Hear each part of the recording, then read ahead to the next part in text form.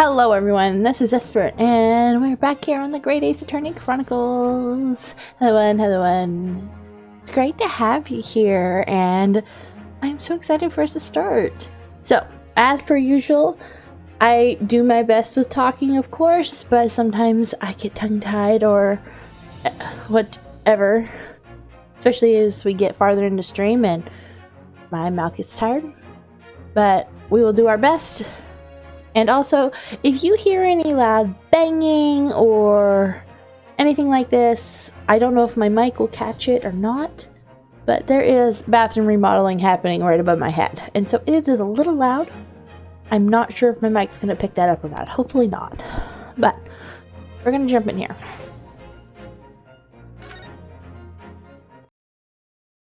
Last time we started Gina's trial. We've got to get her off the hook.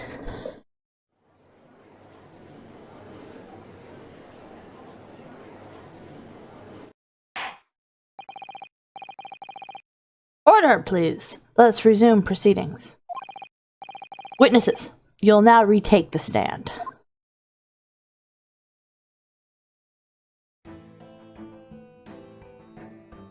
They're sweating something awful.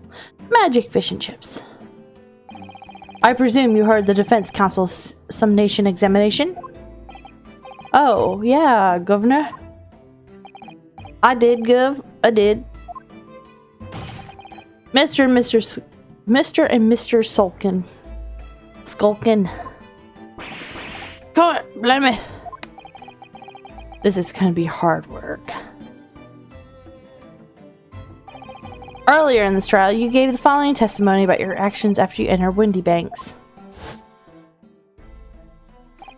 Well, it was bedlam soon as, weren't it?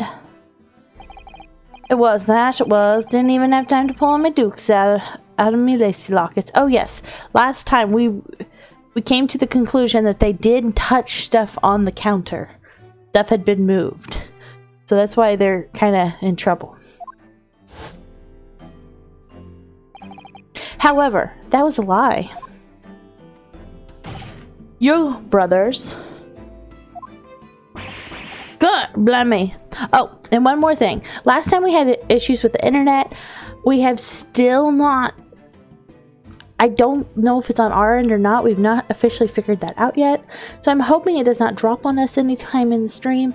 I'll do my best to keep an eye on that so that we don't lose any footage. Last time we lost a little bit, but hopefully this time we don't lose any footage. If it does drop, I'll do my best to end the stream, go and reset it, and get back up with you guys. I'm sorry about last time. That was just a mess. I don't know yet if it's on our end or the internet's end. It's been a little iffy lately. On the night in question, you riffled through the items on the victim's counter. We never done nothing of the sort. How'd you figure that out? Uh-oh. One denied, one confirmed. You will now give formal testimonies once again. You will tell the court precisely what happened on the night in question, and at this time, you will tell the truth. Yes, Santa. Each lie that passes your lips serves to increase the severity of your punishment. And that, gentlemen, may deal a crushing blow to your chances of ever seeing the light of day again. He's a little ticked off at his own witnesses. At least he will kind of get after them if they're not telling the truth. He did that in the last trial. A thought worth pondering, perhaps. Say no more, Gov. We hear ya. We blab, we squeak, we'll peach.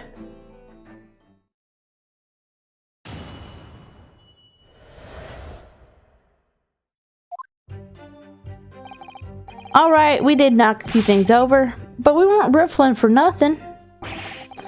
It was when we heard a gunshot. See? Made us both jump and all the stuff went flying. Lummy, I didn't give a fright. We was thinking the shooter came out the door and get us next. Then why would you take the time to pick it up? We even stuck everything back where we found it and scampered straight back in the back. We could have shot the pawnbroker. We couldn't have shot the pawnbroker, see? Alright. Even had a chance, did we? So you admit to the defense accusation. You did indeed ransack Mr. Windybank's countertop on the night in question. Not ransack, Governor, no. That's right, Nash, that's right. It's more like we tied it up, yeah. Sorry. By their own admission, these brothers entered the pawnbrokeries under dubious circumstances. However, they panicked and fled on hearing the gunshot, having first made good their mess. The way you say it, we hardly sound like roughs at all. We don't, Nash, we don't. Can't he make us sound a bit more cutthroat? Can't just be a coincidence that these men showed up at the Windybanks that night. There's more to their testimony than meets the eye. I'm sure of it.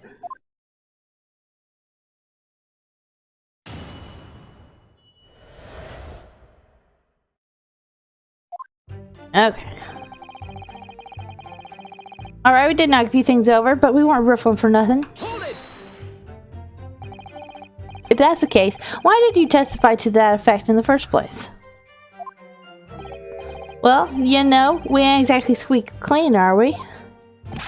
We ain't, Nash, we ain't. If we admitted something like that, people would think we was up to no good.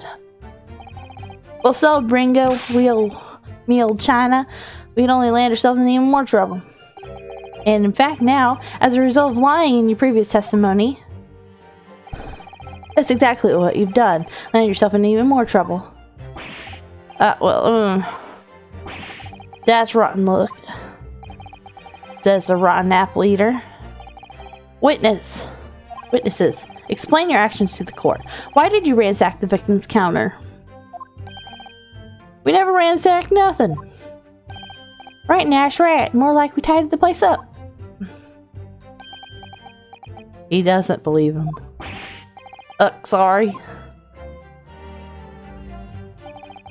It was when we heard the gunshot, see? Made us both jumping. All that stuff went flying. So what you're saying is, the sound of the gunshot shocked you so much you knocked all those things off the counter? Well, it shocked one of us that much, yeah. This bag of nerves needs to keep his shirt on. Look, it was loud, alright. Blimey, me dead granny would have woken up that bang. Big brother screamed like a blooming baby and fell over on the counter. He knocked over a load of books, candlestick, and some skull whatnot. That got tangled in some marionette. What got over picture frame, what got knocked over scales on the floor. He really mastered working quietly then. What back at me granny would have been scared back to her grave at a clatter like that. So in short, the gunshot took you by surprise. And then some. I mean, it was quiet as a mouse, and then all of a sudden, BAM! Picture of the scene, right? Here they shot, and then next, no, there's a skull rolling across the floor. Okay, we want to look around. What have you got going on? Why are you munching this so crazily? Excuse me. Inspector Gregson, do you have something to add? Like I keep saying, I don't appreciate being lumped in with these scoundrels. No, something to add about their testimony. You seemed to react just now at what Mr. Skulkin said. Did it make you think of something? It's probably nothing, of course. I wouldn't even bother mentioning it, only, well, the fact is, cases don't get solved if you ignore the little details. How about you just tell us what's on your mind? As you know, we brought these fellows in the yard for questioning last night, and the statement they gave then told a slightly different story of what they were saying now. Oh. Did it? You claimed you heard the victim shout something out before the gunshot. Might have, Gov. Might have. Does ring a bell now you mention it. Granted, it's only a minor detail, but still. Can't help feeling like perhaps you've been a bit sloppy with your testimony here, eh, fellas? If I discover the witness' testimony has been any more sloppy than it has hitherto proven to be, I shall be forced to bring the very harshest punishment to bear against them. Easy, easy. We'll get right this time. That's it. Yep. It's all coming back to me now. Then speak. Supplement your testimony with whatever details have miraculously returned to your questionable mind, sir. Right. You are, Gov. Just before the gunshot, we heard a voice yelling out, "Give me that gun!" Hold it! Male or female? So, in fact, you heard the voice and the gunshot almost simultaneously. We did, Gov. We did. Although, I suppose if you're being honest, we heard a kind of wavering voice before the yell and all. If you don't want to get shot, give me that gun! Kind of thing. A career in acting tragically missed. And where were the voices coming from? Could you tell? Of course we could. From the other side of that door behind the counter it was. From the sword room, where the victim was found dead. And the voice you heard, it was that of the victim, Mr. Windybank. All in my granny's eye, of course it was. On its granny's eye, of course it was. So, that would mean that you both knew Mr. Windybank and the sound of his voice. So that would mean what? What, Nash? What? Any ideas? Yes, Counsel, indeed it would. No, we didn't know the geezer. How am I supposed to deny it when the bloke in all the fancy clobber's giving us the evil eye? If you value your lives, you'll ensure your testimony is accurate and true. He's so annoyed. Oh.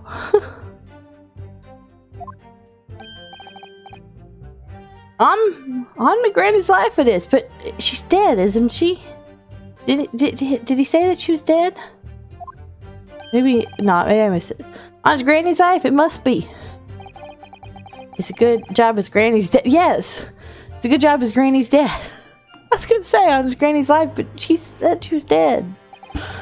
To summarize then, immediately after hearing the voice of the victim, you then hear the gunshot, causing you to stumble and upset the items on the counter, scattering them over the shop floor. You make it sound like we're clumsy. Don't forget, we tied it up after like good little boys anyway, the way I see it. The bloke what owned the place was holding guns, so he should have fired instead of yelling at the girl. He was holding the gun? Hold it! You're saying Mr. Windybanks had a gun in his hands? Oh yeah, bet that was a sight. Them two waving them guns at each other must have got pretty eaten. I mean, just before he shouted out, we heard the geezer say, "If you don't want to get shot." Didn't really sound like he meant it, mind. More of a grumpy threat, you could say. Mr. Windybanks was known to keep a revolver on his shop counter at all times. People say that to protect the articles in his keeping, he'd readily put a bullet in someone's head if required. That someone being himself, of course. Good grief, extraordinary devotion indeed. If alarmingly misguided. Well, he certainly sounded like he was ready to pull the trigger the other night. Only the person he was going to shoot beat him to it. Cooked his goose proper. But he wished he'd squeeze the trigger instead of wasting time shouting, "Give me that gun." And it was directly after those words that you heard the gunshot. With more or less the same time, Gov. "Give me that gun!" Pow. Bam. Kind of thing. Yes, a career in the acting very tragically missed. Then we heard the sound of something hitting the deck. Before everything went dead quiet. After that, we done a slapdash job tidying the place up. Lummy, I didn't have to give a fright. We was thinking the shooter would come out the door and get us. Why did you take the time to tidy up then? That I want to know. So, you didn't try to open the storeroom door then? Not on your life. It went deathly quiet after that, it did. But Ran right up me. Anyway, the door was locked, weren't it? No way that was opening. Yes, of course, it was locked from the inside, or so we've been led to believe. It was, Gov, it was, from the inside. Right, so we have no way of knowing what was going on in there, did we? Unless there was some other way to get a view of the inside of the storeroom. Like the little window like we peeked in? Like through the keyhole or a spy hole, perhaps? Don't ring no bells, don't light no lights. We had to cut and run before we noticed anything like that. We're still cutting our teeth in the game, see? But one day, we'll really cut the mustard. Please cut it out. But as we know, behind the door was the victim's lifeless body, with the accused not 2 feet away. Yes, unfortunately. Gina was there, unconscious, with a gun in her hands. What knocked her out, I wonder? To confirm, would it be correct to say that neither of you set foot inside the storeroom? That's right, Gov. That's right. Couldn't have, even if we wanted to. We stuck everything back where we found it and scampered straight into... I'm in the black. Hold it! Yes, whereupon you fired a shot from your own gun at Mr. Herlock Sholmes. Oh, yeah, it was a bit ace there. We wasn't actually was, truth be told. I was already shaking my leaf when you lot turned up. Shaking like a leaf, don't put a loaded gun in your hand. Good advice, miss, good advice. Truth be told, me mind went totally blank. Before your mind goes totally blank, make sure you don't have a loaded gun in your hand. Mental note made, miss. After that, we legged it down the street, but apparently we looked dodgy to the coppers or somewhat, so they clapped the darbies at us like winking. After that, you'd been handcuffed. The police found this revolver in your possessions, correct? Well, yeah. But listen, that proves it, doesn't it, huh? We could have shot the pawnbroker. See, we never had a chance, did we? Hold it! And why should we believe that? What? Because it's true, isn't it? The place was totally empty when we went in. At that time, the victim was already in the storeroom, having been forced to open the door by the accused who had a gun to his head. In other words, on the night in question, these 2 witnesses never even laid eyes on the perpetrator of the pawnbrokery, Mr. Windybank. I wonder if we get to question Ginny at all. We never did get to question Mr. Natsume for get his side really during the trial. So I don't know if we'll get to question her. Correct? You got it, mister. Down to a T. So the Skulkin brothers never actually encountered Mr. Windybank. Is that really true, I wonder? That's it. That's the full extent of their testimony? What is it, Runo? You look very fierce. I could pour you some herbal tea if you're tired. Oh, thank you, but I'm fine. Being such a logical thinker, you'd probably laugh. I feel as though these brothers are still hiding something important. It's nothing more than feeling, though. I have no proof to support it. Well, feelings can be very logical at times. Sorry? People's expressions, the movements of their eyes, the words they choose. You can take all that in, and your brain will quietly analyze it to come up with a feeling like you describe. You've concluded there's something suspicious about this testimony without knowing why, that's all. I think you should trust your instincts. Iris, thank you. Sometimes I think if she's 10 years old, I must be 5. Alright, we did knock a few things over, but we weren't riffling for nothing. What? I'm just curious, what stuff do we have?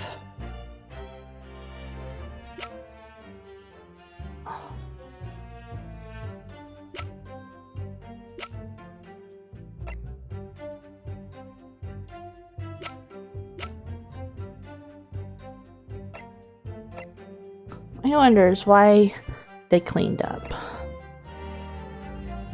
Can I examine their gun?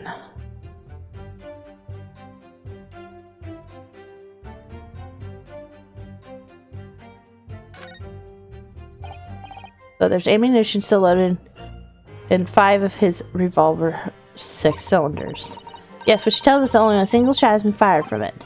Exactly. The bullet that hit Hurley, in fact, isn't it? Yes. I would know as soon as we walked in through Windy Bank's door. Okay, so not.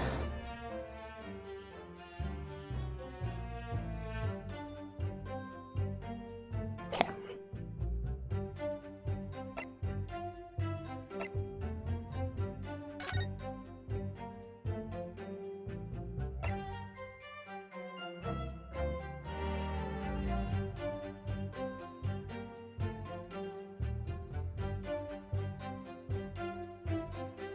The bullet entered the body from the back. So he got shot in the back. But if he was coming at her...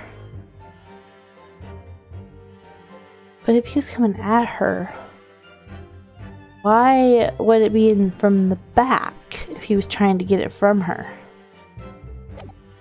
I don't think that's what we need to point out right now. Because their bullet hit her lock, I think.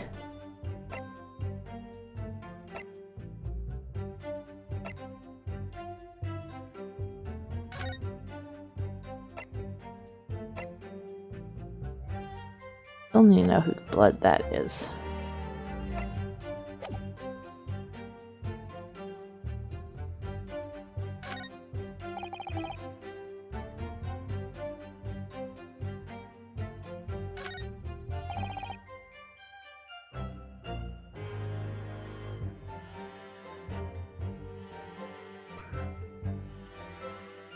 I guess we could try it, but I don't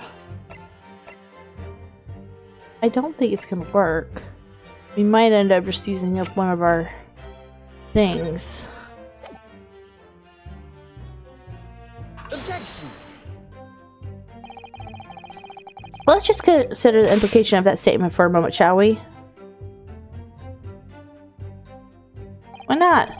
What implications, Council? Nothing strikes me about it. Exactly. There's nothing. Oh, yeah. Oh, we got hit. Okay.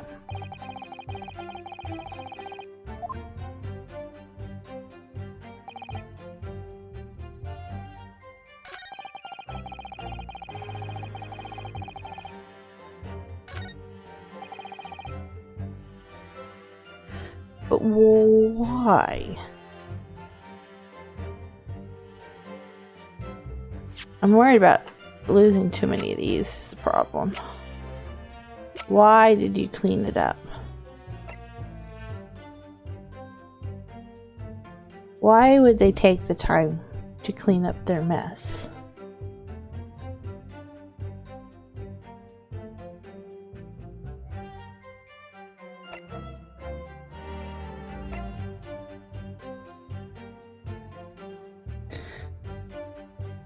I'm trying to think of why they would have done that.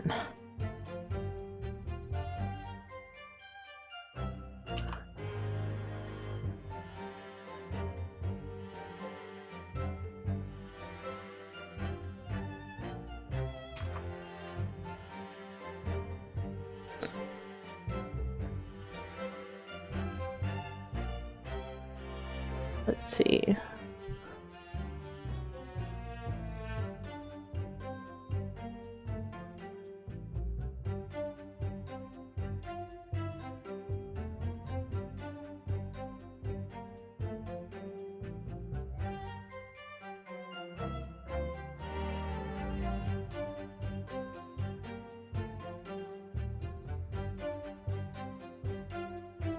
Let's see here.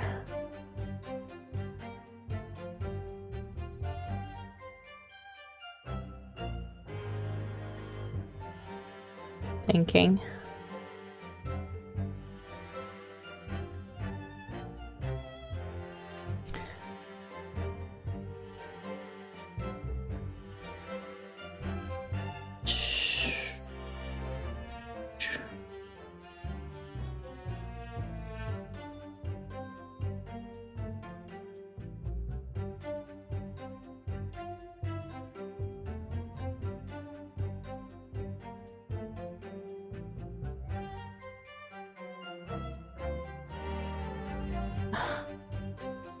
Okay, I think I'm going back the wrong way. Okay. Let's do this again. Okay, come on. Let's go back through here. Okay, I'm supposed to show the picture of her holding the gun. It looks like whenever he mentions it. So I'm on the right track. I just didn't have the right evidence piece first. Okay. Present. Then we want this picture that shows him with no gun. Objection. You're saying that on the night in question, the victim, Mr. Windybank, was wielding a gun. Is that correct? That's it, Gov? You've got the picture? Yeah, Nash, yeah, no question. And yet the photographic evidence from the time of the incident clearly shows that Mr. Windybanks was not in the possession of a firearm of any description. Objection. You surprise me. Does the defense really intend to highlight evidence that compromises the position of the accused even more? Furthermore, the defense has failed to establish that the photographic print presented was even taken a suitable short time prior to the victim's death. Your chronology is severely lacking, counsel. Yeah, that's right. Too right, Nash, too right. Old geezer should have been about to turn the tables on the girl, eh? Hardly likely. No, I'm afraid this won't stand as a conclusive evidence. Ugh. Continue with the cross-examination, counsel, and heed my earlier warning, witnesses. A skulkin' never skulkin'. The bloke who owned the place was holding a gun, so he should have fired instead of yelling at the girl. He still claims that.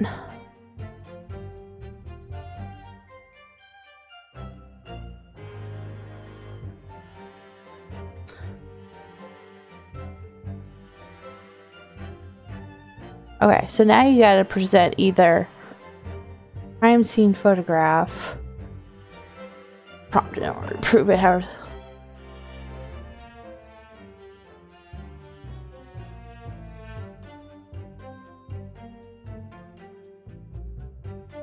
Okay, we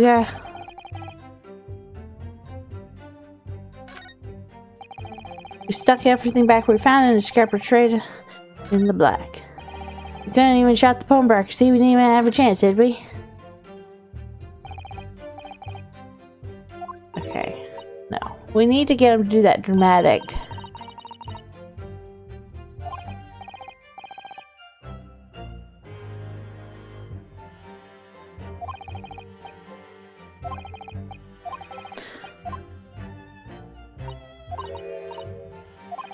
Come on, we already read this one.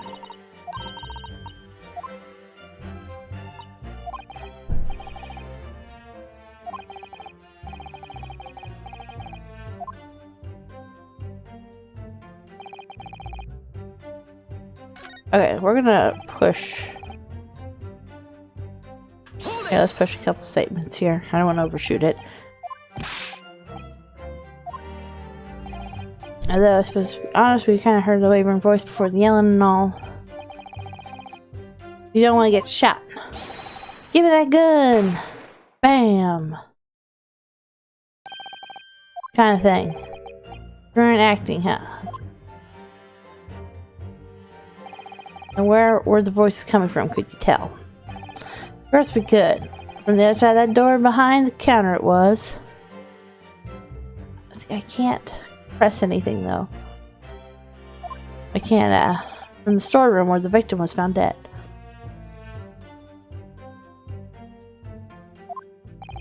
And the voices you heard, it was of the victim, Mr. Windybanks. On my granny's life, because it was. Can I present? No, I can't present anything at all. So that would mean That you both knew Mr. Windybanks and the sound of his voice? So that would mean what? What, Nash? What? Any ideas? Yes, Counsel, indeed it would. No, we didn't know the geezer. We're supposed to deny it when the bloke and all that fancy clobber's giving us the evil eye.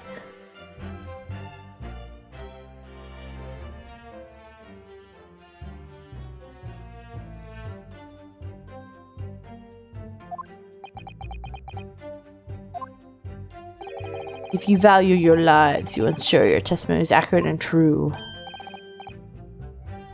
I'm like trying to keep an eye out, see if it gives me an option. My granny's life it is. Oh, honest granny's life, it must be. Good job, his granny's dead. Summarized then, immediately after hearing this voice of the victim, you heard the gunshot, causing you to stumble and upset the items on the counter, scattering them over the shop floor. Yeah, it makes it sound like clumsy. Don't forget, we tied it up after a good little boys, anyway, the way I see it.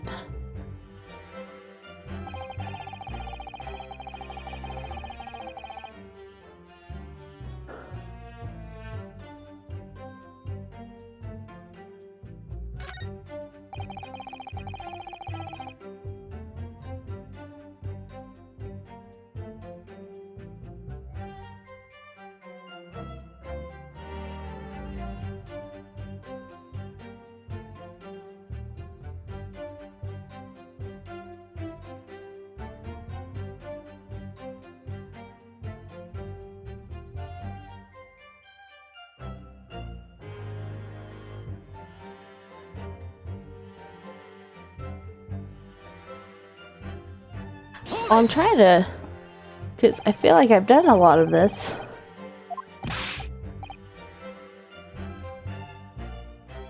I feel like it should be doing the next revision, but I'm missing something. Build this. If you don't want to get shot, give me that gun. Bam.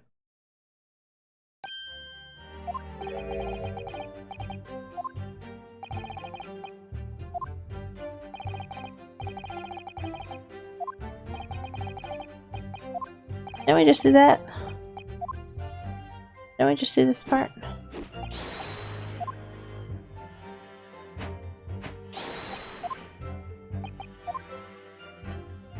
Yeah, we just did this. Why is it we go back around that fast?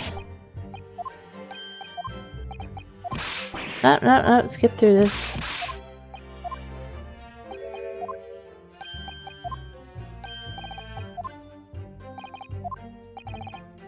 To summarize, then immediately after hearing the voice of the victim, you hear the gunshot, causing you to stumble and upset the items on the counter, scattering them over the shop floor. You make it sound like clumsy. Don't forget, we tied it up after good little boys. Did they say go through that like twice? Let me edit. Fight. The shooter to come out the door and get us. We're gonna go back through some of these. I feel like.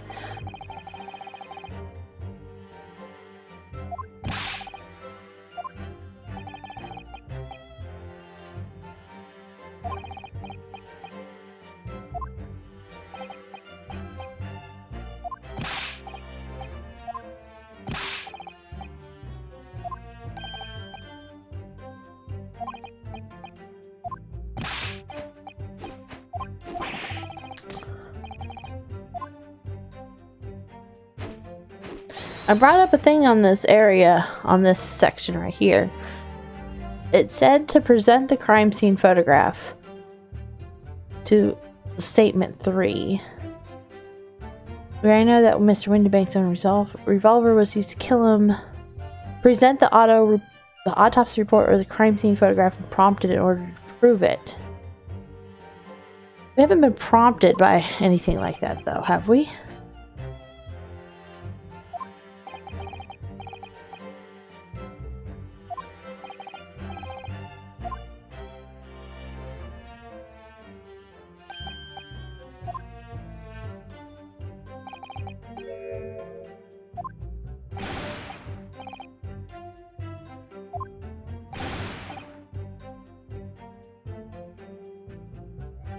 And tab even if we wanted to. In the black. We couldn't have shot the park. See, we never even had a chance, did we?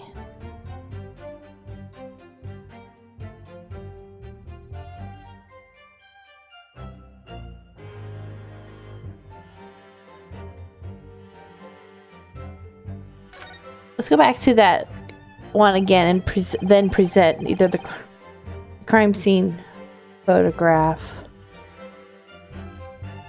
Oh, did I do the right? Wait, maybe it was I was supposed to do the picture of him laying down dead. Okay, wait a minute. I think I did the wrong one. Maybe. There. That's the photo of Gina. I was supposed to do this one. That's my fault. Okay.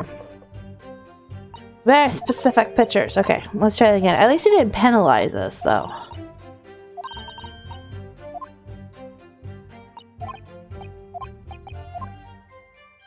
Okay, so third statement.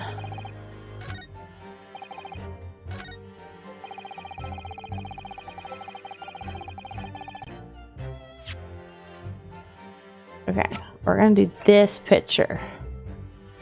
Objection. So you're saying that on the night in question, the victim, Mr. Windybank, was wielding a gun? Is that correct? That is, Gov. You got the picture? Yes, Nash, yes, no question. And yet, photographic evidence obtained immediately after the incident clearly shows that Mr. Windybanks was not holding a firearm of any description.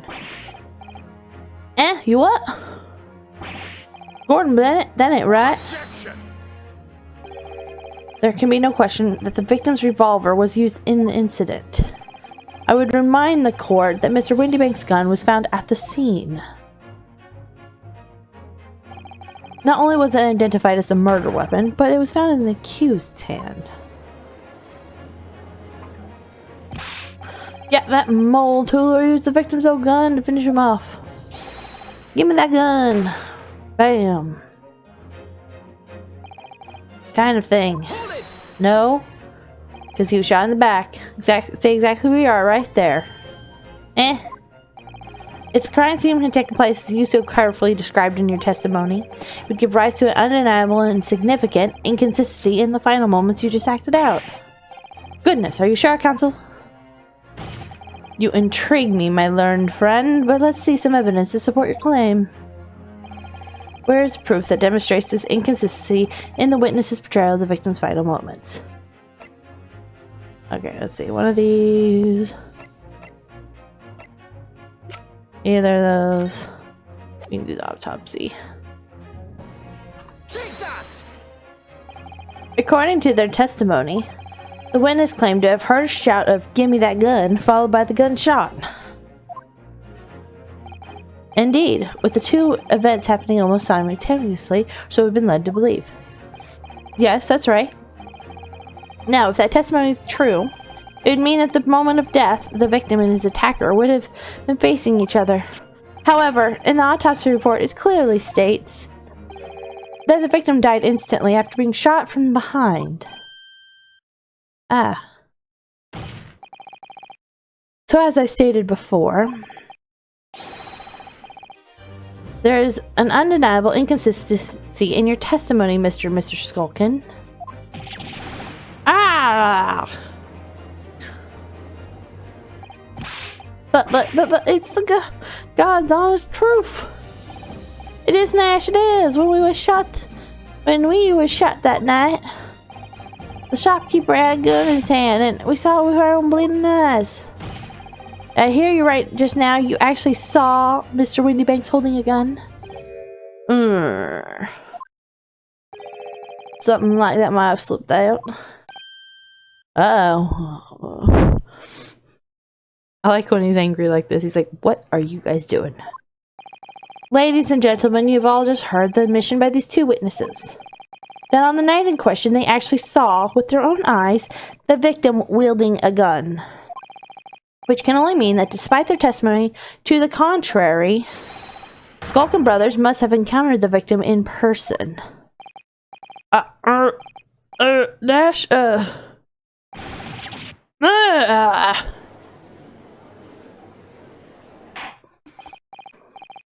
Order, order, order! Witness, explain yourself at once. Well, the thing is, it weren't supposed to, It would seem that my previous warning fell on deaf ears. Yep, you get them. I like it when he's after the witnesses instead of us.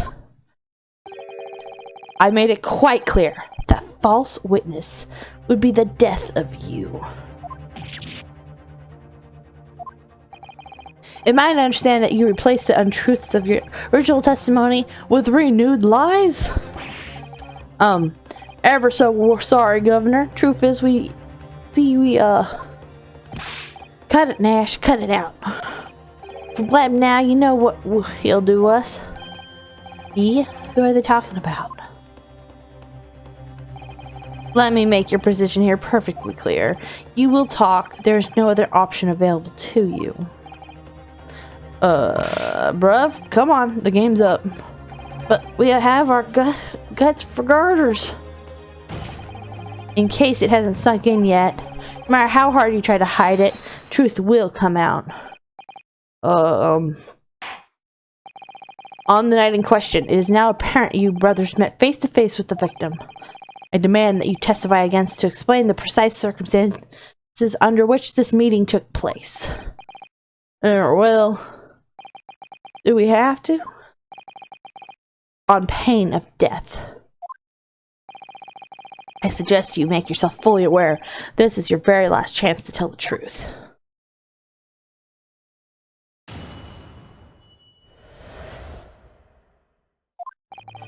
Alright, so we just got inside the gaff and either side of relief when the geezer showed his mug. Give me that gun, he bellowed, and then he flew at us like he was possessed. I thought we had it. For an old geezer, that bloke was strong as an ox. He chucked me over the counter. Pulled me gun on him and he legged it through that door into the back room. Never had nothing to do with killing him. That was all happened, I swear. So you're now telling us that the moments before the victim was killed in the storeroom, you in fact encountered him in the main part of the shop? Well, yeah. Sorry? Well, we find ourselves at an interesting juncture. This changes matters considerably. But honest, Governor, this time, Nash, this time we ain't got nothing more to add. Very well, counsel. For the defense, you may proceed with your cross-examination. Yes, my lord. This is it. The moment I've been waiting for.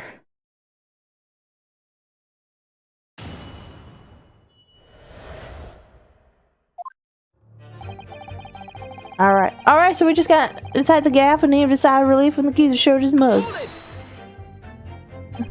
When you say geezer, I presume you mean the victim and proprietor of the shop, Mr. Windybanks? Who else? So, I mean, that's right. We was keeping a close eye on the entrance of the gaff, obviously.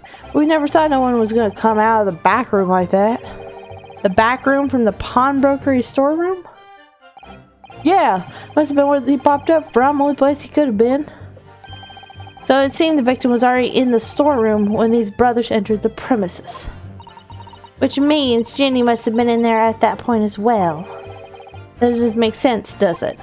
Gina had threatened Mr. Windybanks in the storeroom with her at gunpoint. Then why would he have emerged from the same room all alone when the brothers arrived? Oh, I don't know. Did you see the accused at that time? What, that mole tooler? Couldn't tell ya. No way, Copper. We had bigger fish to fry then. I mean, the old geezer just lost it. Give me that gun, he bellowed and flew at us like he was possessed. I thought we had it. Hold it!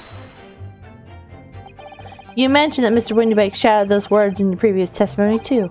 However, you claimed that you had heard him yelling them at the other side of the storeroom door. Oh, yeah, did we? But the truth is, he was shouting those words at you, wasn't he? Well, yeah.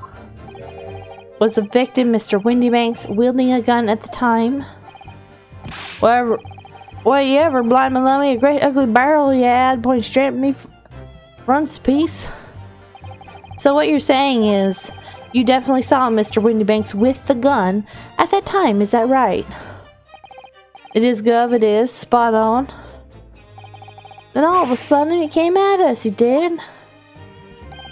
It was bedlam. They didn't know who was going for who. We were clearly all going for each other. Like Nash said, we thought we had it. I mean, for an old geezer, that book was strong as an ox. He chucked me over the counter. Hold it! Yes, I noted that you mentioned the counter in your previous testimony too. Well, yeah, of course we did. He knocked over a load of books, candlestick, and some skull whatnot. That got tangled in some marionette, knocked over a picture frame, knocked over scales on the floor. So in fact, it wasn't the sound of the gunshot that shocked you and made you knock those things off the counter. Well, Big Brother here went flying over the counter like a gunshot, I can tell you. Then the old geezer pinned him. He did, Nash, did. If you didn't have been there, the bloke would have flattened me like a blooming pancake in seconds. After the time in question, the alarm was raised at the local police station via a secret cable from the pawnbrokery. There was a button under the counter used to activate it, which was presumably pressed by the victim. That's right, when the brothers fled the scene, back onto the streets, they ran straight into the arriving police, didn't they?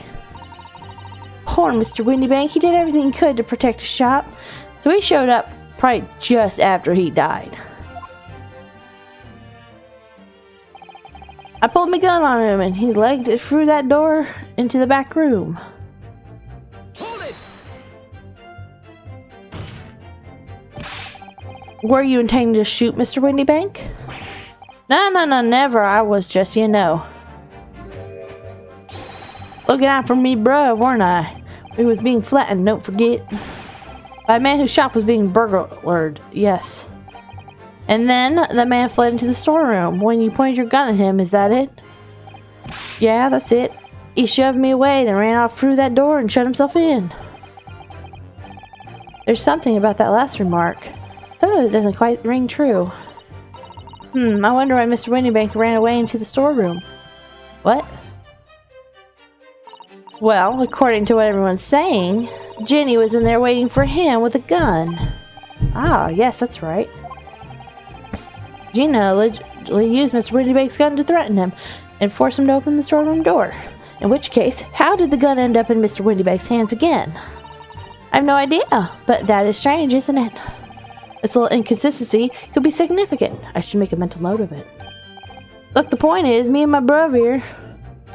That's right, Nash, that's right. Me and my brother here.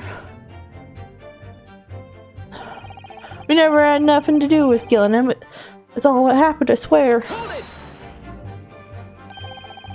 You said you had nothing to do with it. Nothing at all.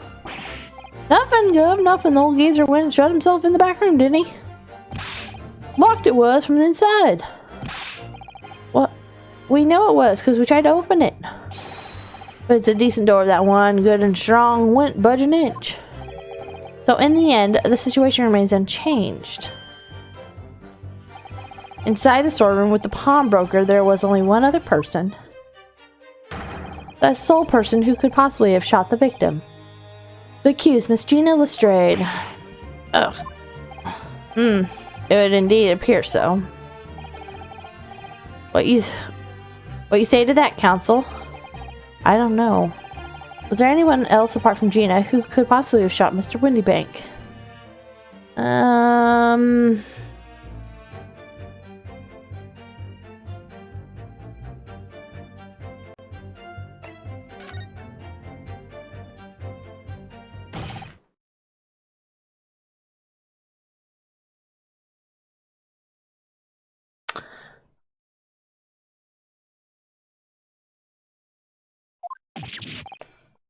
What?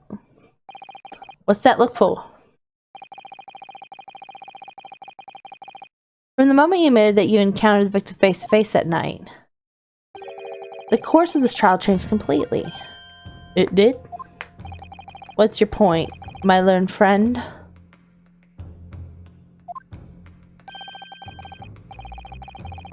question we must answer is who could have shot Mr. Windybank, and is a belief of the defense that the defendant is not the only possible answer at all.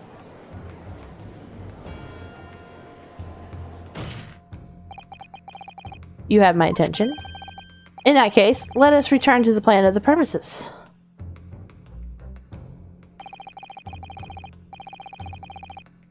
The victim was killed in the storeroom, which was locked from the inside.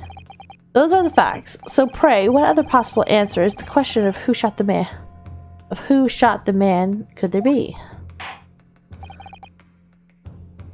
Counsel, you must now provide answers to the court in respect of two conundrums.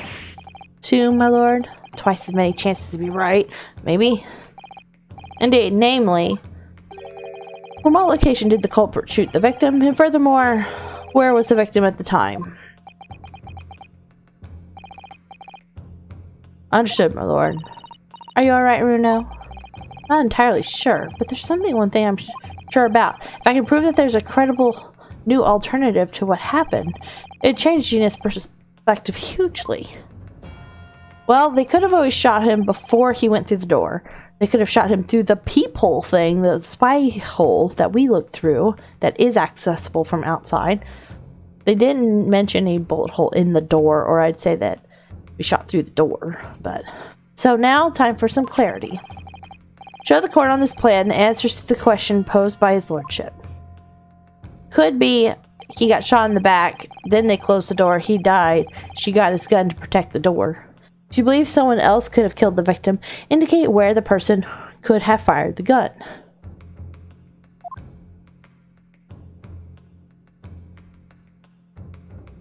Take that!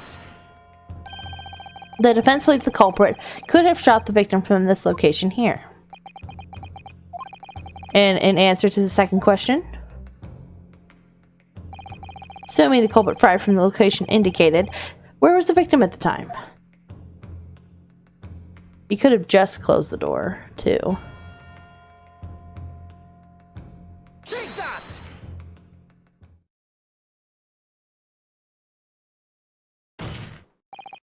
The culprit shot the victim from outside the storeroom. Continue. Mr. Windybank died instantly from a bullet wound in his back. Looking at the stain of blood on the storeroom floor, it doesn't appear that the body was moved after death, which tells us that he was almost certainly shot while he was in the storeroom. However, the crucial point is, where was the shooter when the fatal bullet was fired? So you're adamant that the shot was fired from outside the storeroom. Well, according to the Skulkin brothers' earlier testimony, I pulled my gun on him and then he legged it through the door into the back room. If Mr. Windybanks ran through the door, we have to assume that the door was open at the time. Ah. It was at precisely that moment that the victim was fleeing for his life. That these brothers had a perfect opportunity to shoot the man in the back once he was inside the storeroom.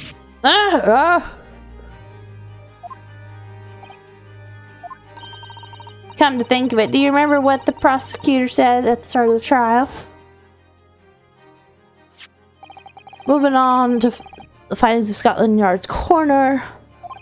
His reporter states that the bullet entered the body on a rising diagonal trajectory. It means the victim was likely shot by someone significantly shorter in height than himself. Poor man, shot while he was running as fast as he could to safety. Ah, of course. He would have been leaning forward as he was running away. So even if the bullet was fired horizontally, would have entered the body at an upward trajectory. So the culprit isn't necessarily so much shorter than Mr. Windybanks. I'm sure my learned friend can't have forgotten that the storeroom door was found closed and locked from the inside. You claim the victim was shot as he fled into the room? Do you also claim this corpse has dexterous enough to turn the key in the lock? But what if someone else locked the door? Yes, there is someone else who could have locked the storeroom door. Is that so? Gina, of course she was in there. In the scenario just described, the defense assertion is that the victim was shot from outside the storeroom. In which case, who shut and locked the storeroom door? Yeah, I'm curious about this guy some more. We don't have a picture of him, but there was a guy that we met at one point that was the other kind of odd looking that was also semi-friends with Natsume. Not really, but kind of. I wonder if we'll run into him again. He was kind of randomly just there once. Take that! Obviously, the person who locked the door was the only other person inside the storeroom at the time. The defendant, Miss Legina Lestrade. Protection. That's absurd. You're suggesting that the accused deliberately engineered the sealed room? For what possible reason? Such actions could only serve to tighten the noose around her neck. I'm inclined to agree, I must say. Well, counsel? Oh no. Oh yes, that's a tricky one, that isn't it?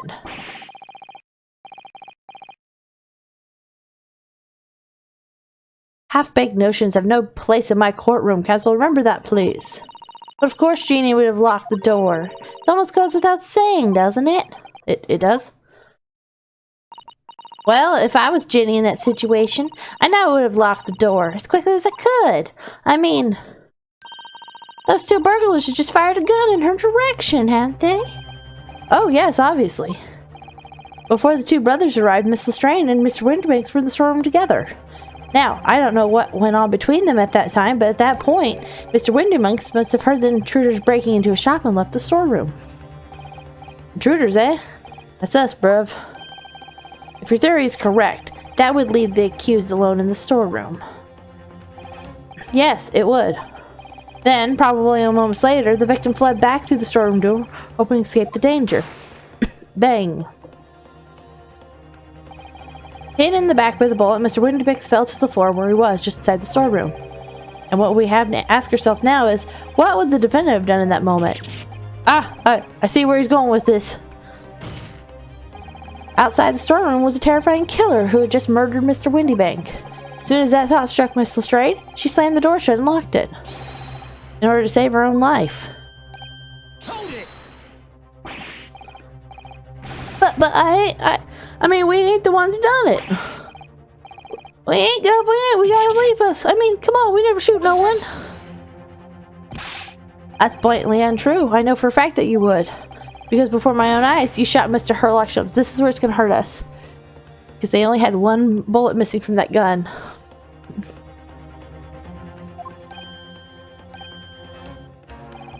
There's only one logical conclusion here. Mr. and Mr. Sulkin, your brothers had every opportunity to have been the true perpetrator of Mr. Windybank's murder.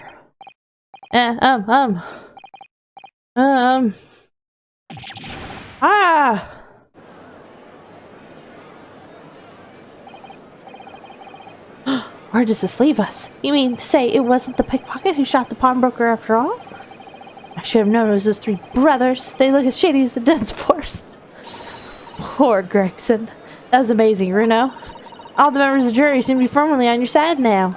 I know, first time ever. Probably the last. Well, I think you've done it. Surely we've got to give a verdict or not.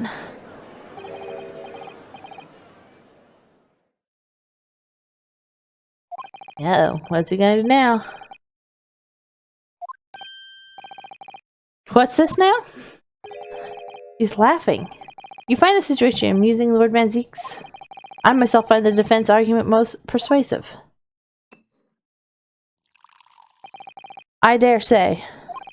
Such chicanery is the bread and butter of the street performers in your provincial eastern nation, but such blatantly malicious conjuring trick amount to nothing more than inexcusable pettifoggery here. He uses such oddball language sometimes. Like, what does pettifoggery mean? I haven't looked that up before. Now I'm curious. What is pet?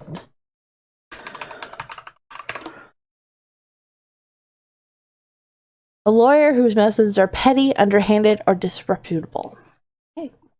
He has some interesting language. The hypothesis he put forward so ostensibly, credibly, cannot and will not stand. Because, you see, it contains a fatal flaw. The bullet. Right? Do you mean to tell me that you're unaware of your logical failing? I say, Lord Medzeeks, might be an idea to explain this body conjuring trick or whatever it is to the troops of the ground, The fatal flaw is my learned friend's argument is really very simple to understand. Assuming you're not too dim-witted to count bullets. By George, count bullets! Oh dear. He noticed then. Huh? What's everyone talking about? Counsel. Yes, sir. Tell the court how many bullets were found at the scene of the crime. Two. 2 bullets. No, 3. Correct. The first, that which hit the victim in the back, ending his life. And the second, that which struck the detective, Mr. Herlock Sholmes, on his arrival at the scene. No. Indeed. The defense presents a picture showing the damage caused by the second bullet earlier in the proceedings. That's not in him. The bullet which injured Mr. Sherlock Holmes appeared to have passed through his body to strike the calendar. That's not Holmes's blood, is it? Your lordship's understanding is correct. Furthermore, we know that there are 2 firearms involved in the incident. The revolver belonging to the victim, Mr. Windybanks, and the Skulkin brothers' revolver. The evidence shows that a single bullet was fired from each gun. Yes, indeed, it does. Single bullet from each. Now then, my learned friend. You yourself told the courtroom moments ago that these 2 brothers shot Mr. Herlock Sholmes right before your eyes. Yes, I did. Oh my goodness, I think you'll find if a single bullet that was fired from her brother's gun hit Mr. Sholmes, it means Windybank's not shot by same gun. Stop. Only 1 bullet. Stop. Exactly. Yes, this Nipponese street performer presented an ostensible, credible argument. However, it was never anything more than a diversionary trick with no hope of standing up to scrutiny. Ugh. Wah!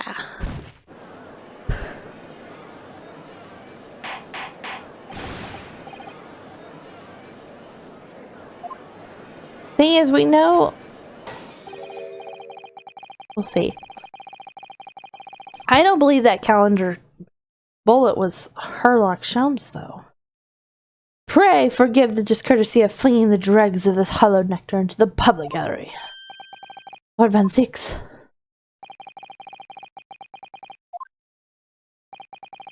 The accused, Mr. Gina Lestrade, is no ordinary little girl.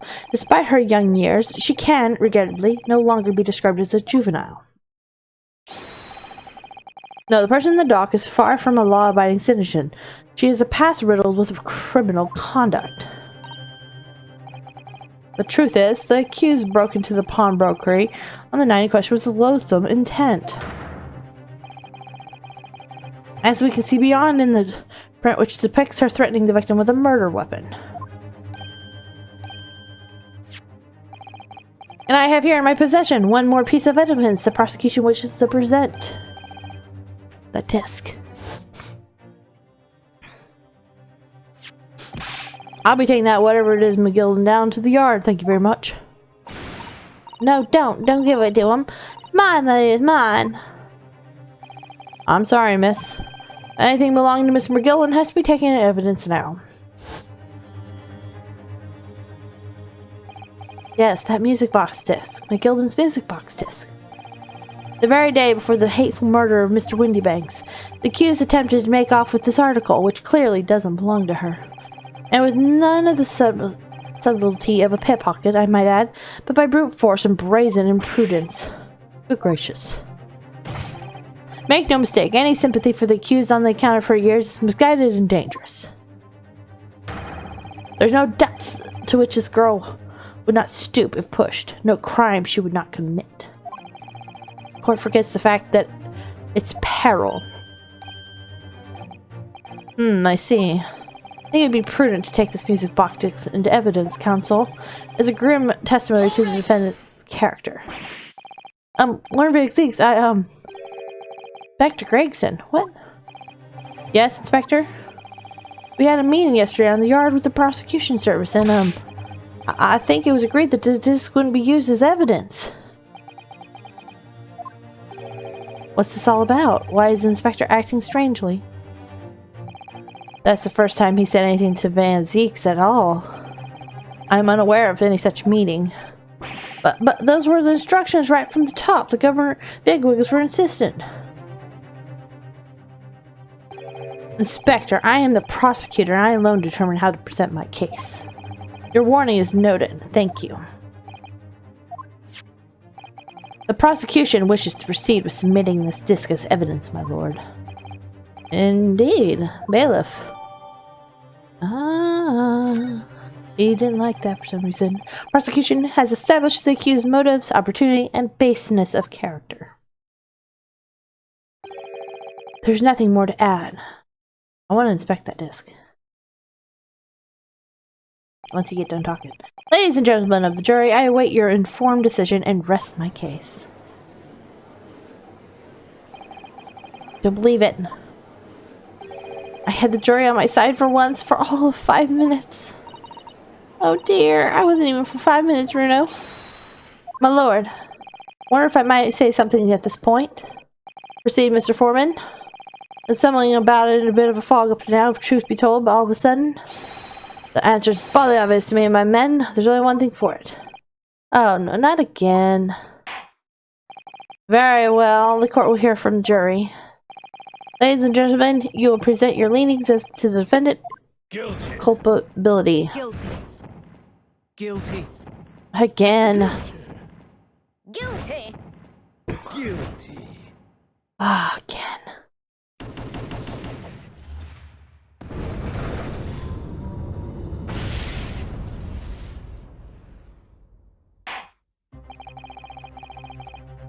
We have a consensus among the jury, it seems. When you have eliminated the impossible, whatever remains must be the truth. That's my line. I wrote that for Hurley. Ah, how dare you use it against me, us. Don't worry, Iris. I don't think we're finished yet. There's still more to this case than we realize. There must be, because there's one thing that I'm absolutely certain of. Gina didn't shoot Mr. Windybanks. That's beyond any doubt. Very well. We will proceed with the second examination of the day. He just assumes it now. Mr. Foreman, are you and your jurors ready? Garadab Quandrum is primed and ready for action, sir. Very good. So, ladies and gentlemen of the jury, you will each explain on what grounds you have now determined the defendant to be guilty.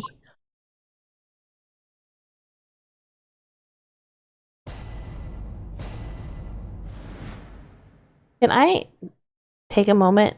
I want to look real quick at this disc.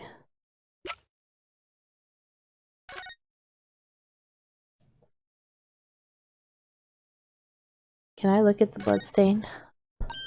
Oh, Runa, look! This is blood. Yes, you're right. Just a small smear, but definitely blood. Actually, I feel as though I might have noticed that before. Ah, then it's my time to shine again. I thought I'd be waiting forever. Alright, hold still with that disc, Bruno. Can we get this done quickly, Iris? In a flash. Okay, we're gonna color it.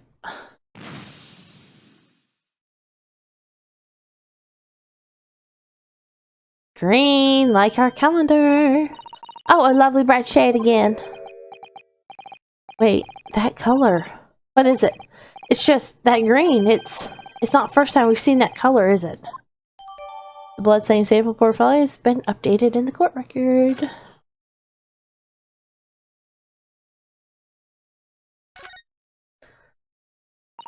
For Mr. McGilden.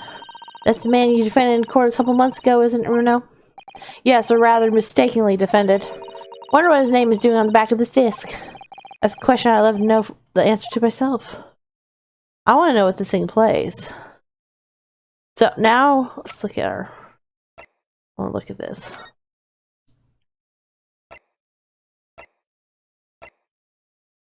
Green. This is green.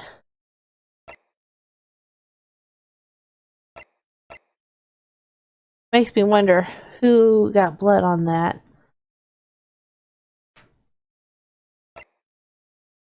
Because this was already in his pocket, wasn't it, when he handed it out? Wonder who this green person's gonna be. Well, if that was Sherlock's blood, the green, then was it Sherlock's blood on the disc as well then? Okay. Once a rogue, always rogue, I say. Different breeding to us law-abiding citizens. As only 2 bullets were found at the scene, I would say the whole case is done and dusted. You don't need a stereoscope to see the truth here. Every which way you look at it, it was that pickpocket. I never imagined that simple operation would cause me such grief. The accused attempted a theft on the previous day. I can see I'm in for a busy day already. I am a ballistic expert. I've seen many shootings. There is nothing I do not know about guns.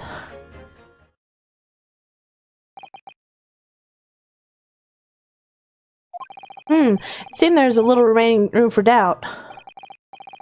Have to admit, I was rather bowled over by the argument before by the chap in black, but then they fell apart with a house of cards. I say that I'd jolly well been hoodwinked. Well, no more. Ugh. Whole courtroom is turning against me. Not fair, Iris. The prosecutor's being mean. Because Ginny's done some things she shouldn't have done in the past. That doesn't mean make her a murderer.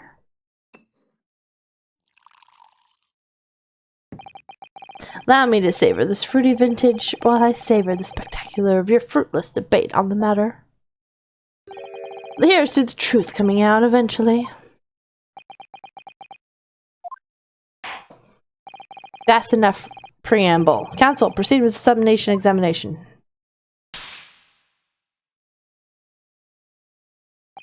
Yes, my lord.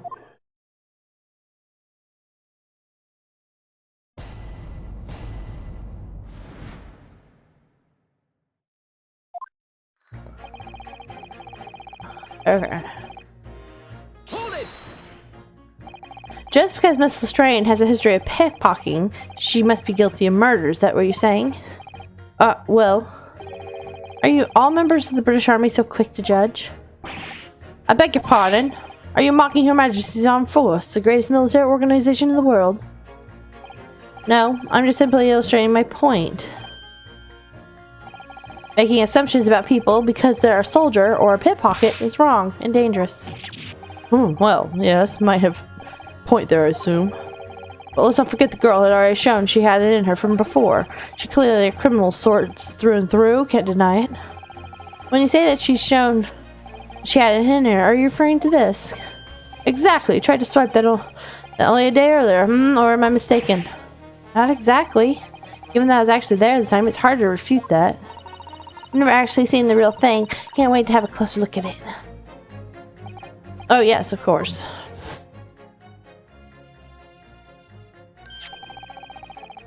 Mr. Sholmes did use his caramel bars to make a copy of the disc, didn't he? And order every type of music box he could find from across Europe. We still don't know what that tune is playing though, do we? But I'd love to see how the original compared to Hurley's copy.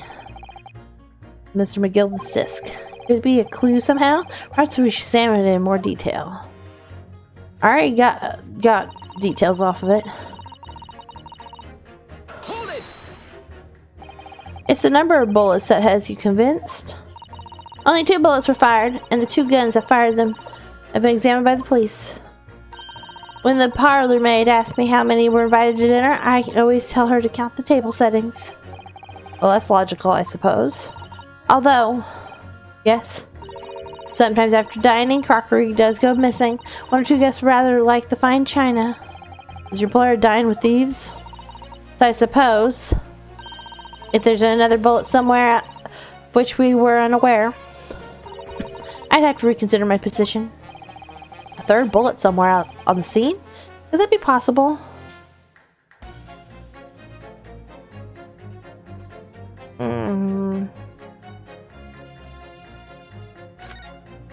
No. Unfortunately, Only 2 bullets were discovered by the police during their investigation. I don't have anything to try to show her yet, so I don't think I can change her mind at this point. I'm missing a bullet while I'm cleaning his lordship's office. Well, I should receive a sound scolding, I don't doubt. And he should receive a visit from the police, perhaps. It sounds like a crime scene to me. A 3rd bullet. It could completely turn things around if there was one, wouldn't it?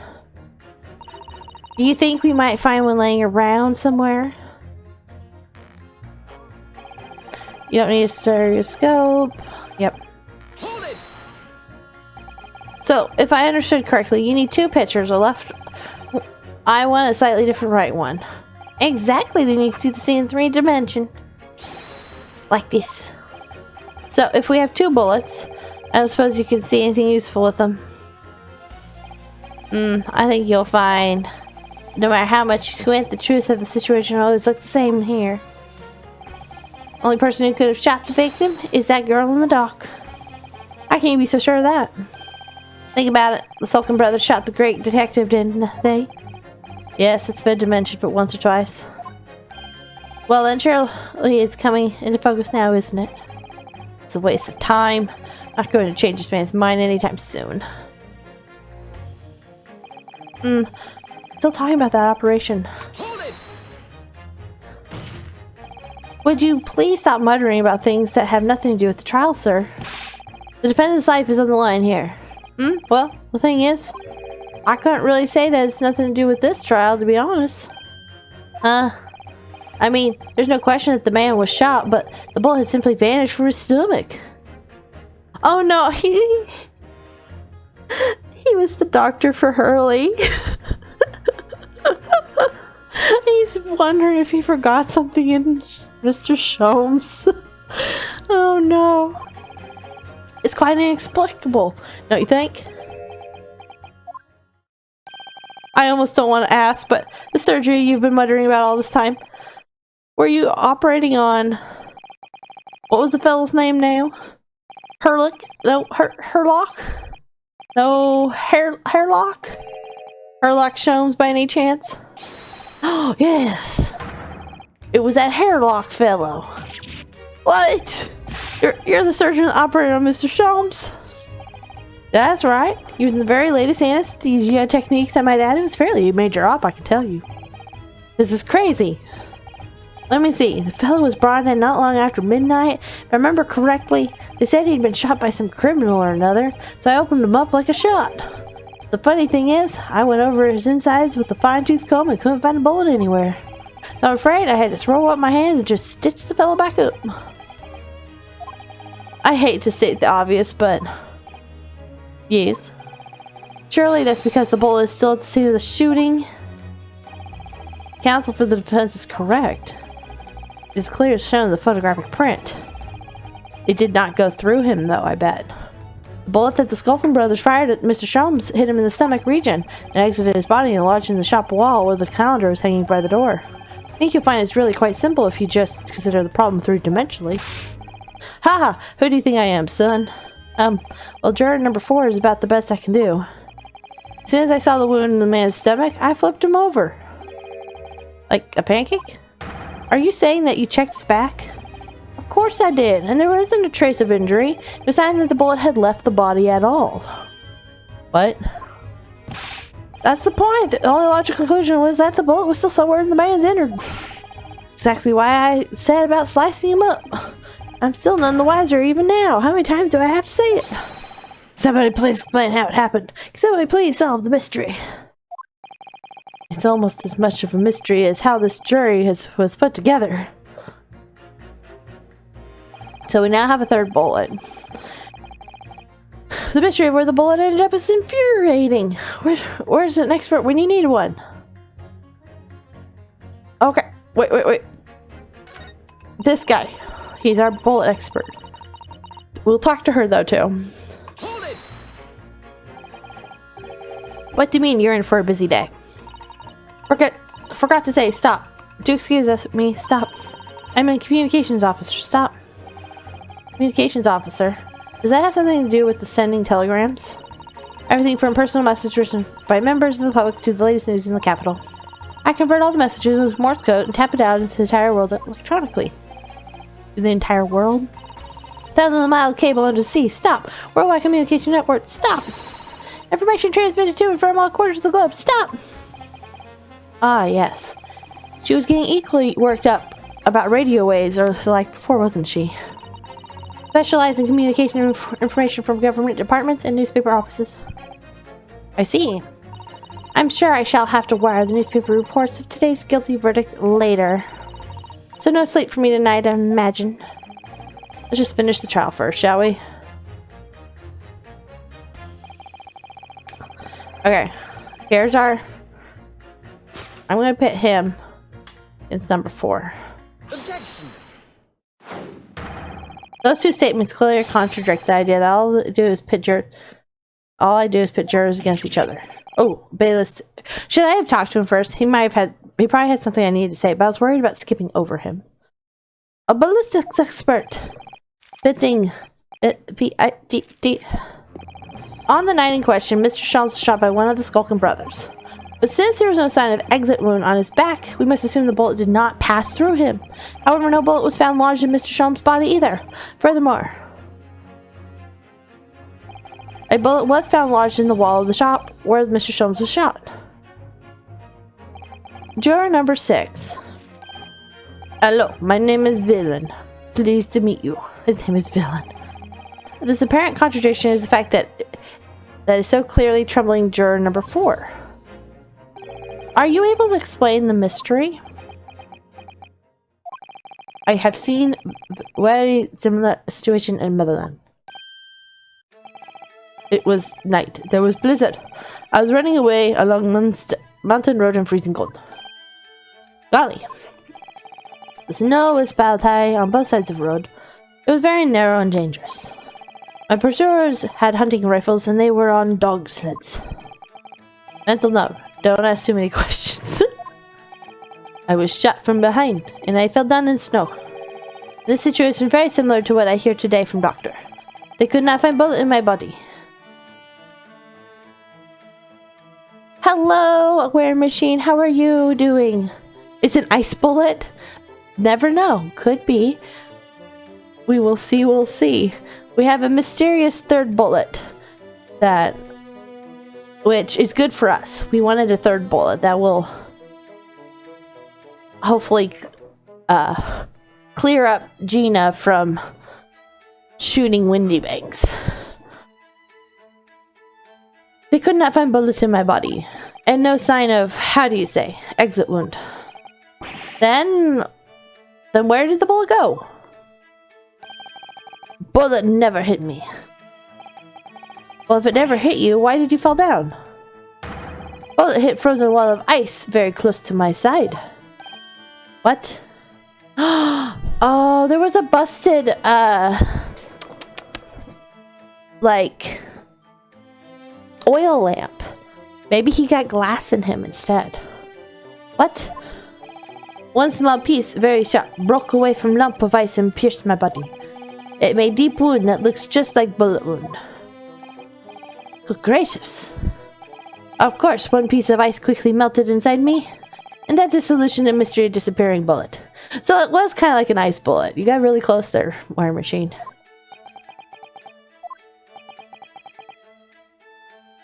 Yes, ice, but now I gotta figure out about Herlock. This darn doctor, juror number 4, he's been over here muttering the whole time about his surgery.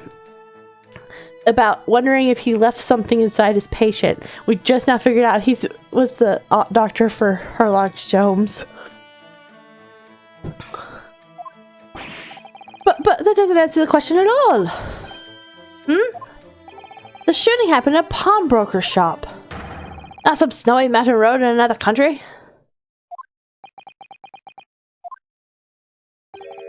Just an idea, but we might not be looking at exactly the same scenario here. Bruno, where exactly was Hurley shot again? Well, according to the report, in his stomach, sort of around this area, I think. Well, that's precisely where he always wears a little pouch on his belt. Uh-oh. What was in his belt? A pouch. Actually, I might have noticed something like that. Yes, a pouch is where he keeps 3 glass vials of very dangerous chemicals he uses in his investigations. What? Really? Doctor, where is the pouch Mr. Sholmes was carrying? It was glass then. But also chemicals. Well, the fellow had nothing like that on his person when he arrived at the hospital, as far as I remember. If I may, Lord Van Zeeks, while I realize it is forbidden for the prosecution to interject during a summation examination, I should inform the defense that I have the pouch in question in the antechamber outside the courtroom. Even though you are against me I'm trying to flip your thing all around, you're gonna help me? See, you're already a little bit nicer than what Miles Edgeworth was a bit. I don't know who I like more at the moment. Miles ended up really doing good by the end. I liked him a lot by the end. But he will help me once in a while, this guy will. Van Zeeks will. He wants the truth, but he's a little rude too. Sorry? As I understand it, when the police arrived at the scene and found Mr. Sholmes injured, they removed the pouch in order to assess the wound. Ah, thank goodness. I thought I was getting forgetful for a moment. Since then, it has been in my safekeeping along with all the other evidence related to the case. I can personally vouch for the fact that it has not been touched since the incident occurred. I do think he looks like a vampire too. They've given no explanation about his looks, but they don't give any explanation about anyone's looks really in these things. But he's pretty cool. Very well. While extremely unconventional during a summation examination, I must demand the prosecution present the item in question with all speed. Bring forth Mr. Herlock Sholmes' pouch. I see. So this is the pouch worn by Mr. Sholmes on the night in question, is it? Look at that. Yep, he busted a vial. One of the vials is broken and the leather around it is scorched black. It's almost as if the vial exploded. Exploded? So, that night, the bullet from the Skulkin Brothers gun struck Mr. Sholmes' pouch, and it was the glass vial shooting that caused the fellow's injury? This bullet did not penetrate victim. It was deflected into wall of shot. So it hit that, blew up, sent it the other way, I guess. A delightfully complex aroma. Well, it would appear one mystery has been solved at least. Though it has no bearing on the truth of this case. The bungling and burgling brothers shot the detective, and the accused shot the pawnbroker. The pertinent facts of the case remain unaltered. Ugh. But at least the mystery is solved. I'm so busy tonight. Thank you, young man. Thank you very much. Very much. Glad I could help.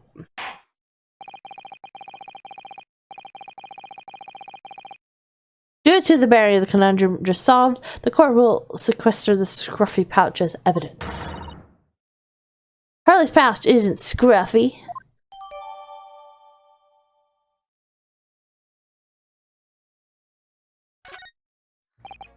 Now, the summation examination. It would appear the defense is somewhat struggling to alter opinions. Please, my lord, a little more time. After all, that's a new piece of evidence. It'd be a valuable clue, and you can't afford to overlook anything here, Ryunosuke. You have a theory? What's your theory?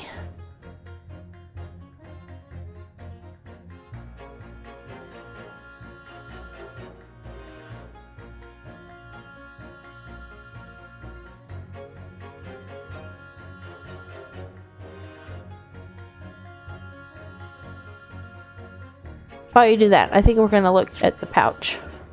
Let's see what's going on with this pouch. The vial explosion killed the pawnbroker. He was dead before we got there, though. pretty in a different room.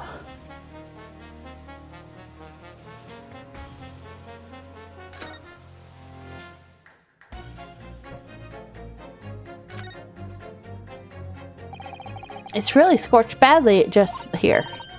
Oh, the strap is broken, look. Must be where the bullet hit then. Let me see. Oh, there's the bullet. That is a third bullet. It stayed, it didn't move. Oh, it didn't move. We do have a third one. Yes, you here.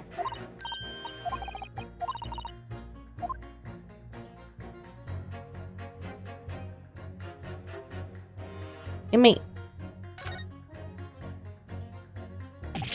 What the? Iris, look! Behind where the broken vials. You see it? Oh, that's the Skulkin Brothers bullet.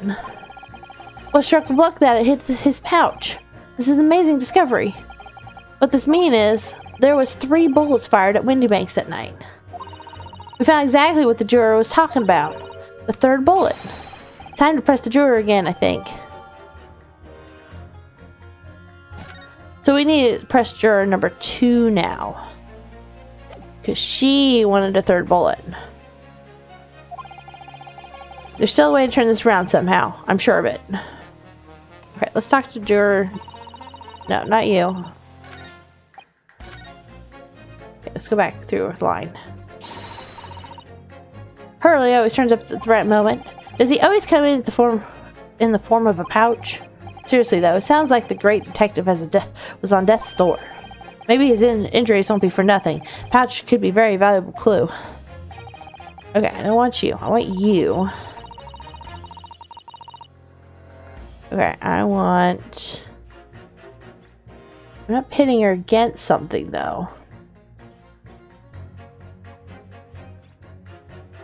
I'm just gonna press her because she had a question. There was an option with her actually. Okay, there was an option to offer.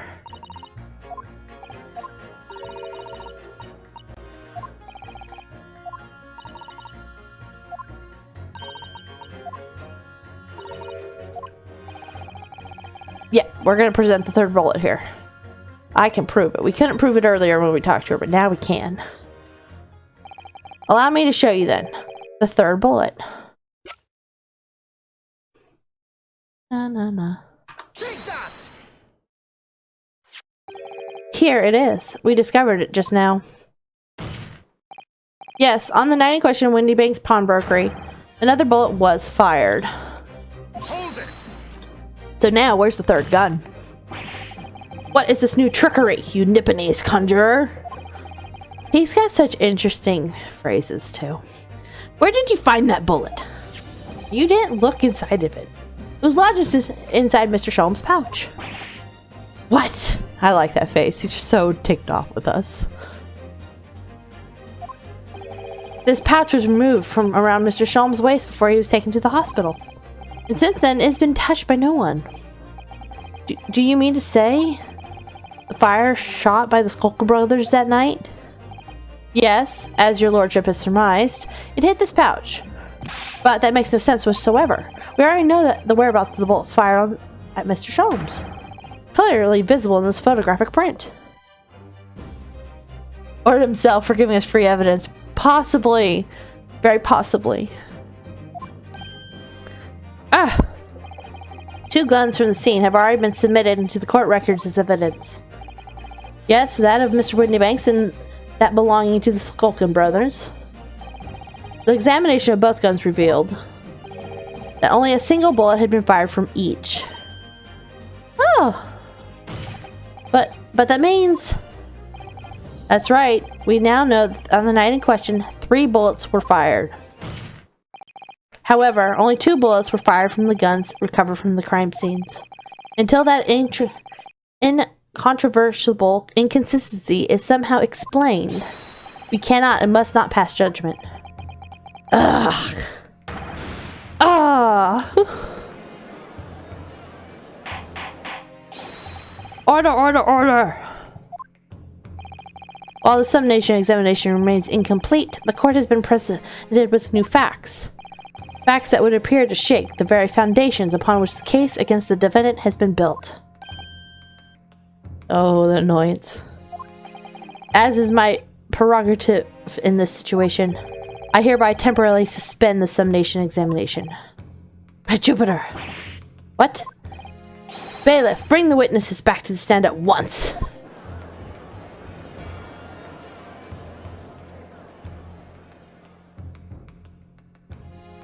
Oh, he's gonna question him a little bit more. Be like, what are you talking about over here? Witnesses. Governor? Were you listening to proceedings while the defense carried out the summation examination? We was, Governor, we was. Perhaps we can dispense with the tedious preamble. Simply answer this one question. A third bullet has been identified at the scene of the crime. What do you make of that? I like that he gets so ticked off at his own witnesses.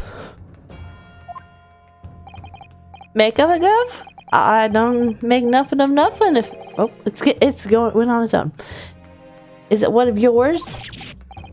Go blimey, Gov. Go blimey. Not a chance. In that case, did you have an accomplice? Where's the third brother? There's only 2 here. Should be 3. What? What? Never? The Skulking Brothers never work alone. Just the 2 of us. That's our trademark. How soon we forget poor Sulky, the third brother that they keep whining about. Only 2 of the bullets from the crime scene originated from the firearms we have in evidence. The third bullet was fired from another gun. Where is it? Let me. That's an head scratcher. Counsel for the defense? Yes? I should like to hear your thoughts regarding these new developments. The third bullet, and the mysterious missing firearm from whence it came. Thinking back over all the testimony we've heard and all the evidence we've seen, I think I'm starting to form a picture of what really happened that night. My lord, I think it's clear what this third bullet tells us about the Skulkin brothers. Well, I'm assuming. Did they have...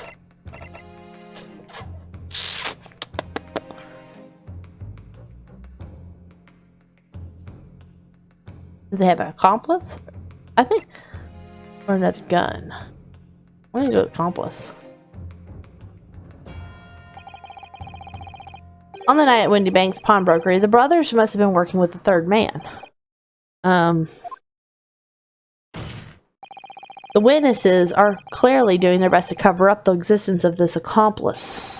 But the evidence all points to the fact that there was someone else present, someone carrying a gun. Objection!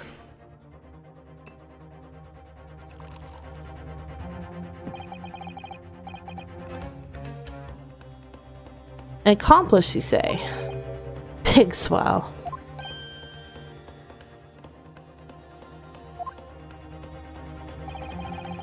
These protracted proceedings have already forced us to endure 2 summation examinations. Yet in all that time, there's not been a murmur of a third man.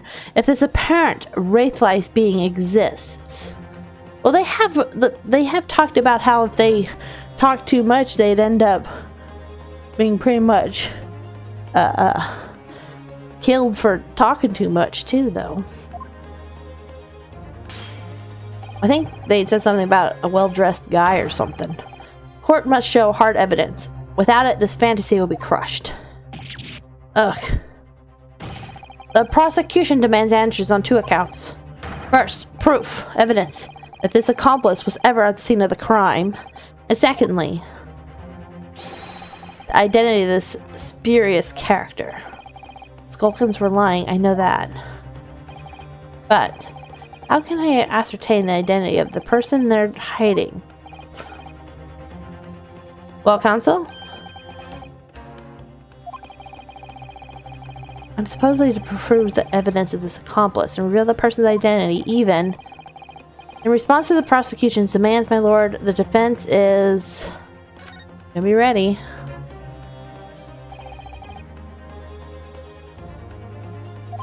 Defense is ready. I believe I can provide all the answers the prosecution demands. So, my Nipponese friend, despite the swimming eyes, you seem to think you have something to say. This promises to be interesting. I have to push forward now. There's no other option. I need to use every single piece of evidence available to me if it will make a difference.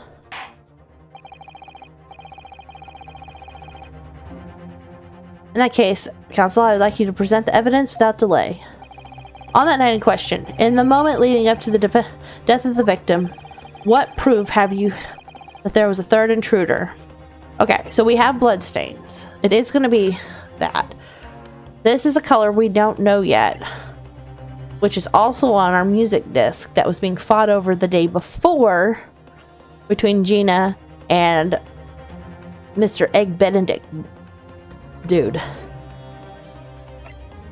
That was, the blue is Windy Banks and purple is Thrice Fire Mason. So we're gonna present, oh wait, back. Take that! Portfolio. The evidence is right here in this portfolio.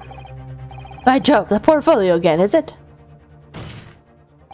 Do you expect the court to riffle through your papers itself? Be more specific.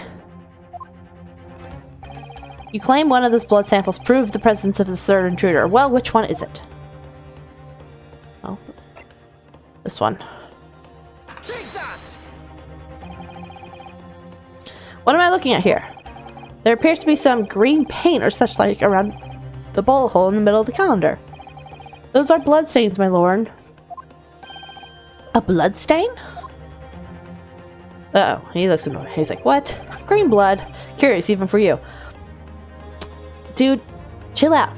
You're a vampire. This guy was obviously a Vulcan that got shot. Is the court to understand that the intruder was some inhuman creature? It's something developed by Mr. Herlock Sholmes. By the great detective? New invention, stop. Not yet appeared in the story, stop. It is this, you see. It doesn't have a name yet, though. This fogger sprays a chemical that reacts with the different elements in people's blood to change its color. Different elements? Of people's blood? Yes, everyone's blood is slightly different, you see, because it's made up of different elements. So by seeing what color it changes to, you can tell in a flash whose blood it is.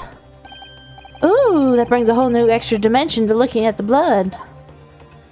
Talk of blood in courtroom. Stop! Very exciting, stop! As an example, this one shows blood of the victim, Mr. Windybanks. Ah, a striking blue. Yes, so you see, the green color of this bloodstain on the calendar shows that someone else was shot in the main part of the shop. Now hold fire there, young man. Could be some unrelated incident, couldn't it? No, it's not unrelated. The date shows on the calendar is the date on which Mr. Windybanks was killed. By golly. Therefore, we can assume that whoever was shot at the same day. Then whose blood is it? Well, the Sulkin brothers in the stand don't appear to be suffering from any gunshot injuries. Which means it must be the blood of someone else. The third intruder, in fact. Objection!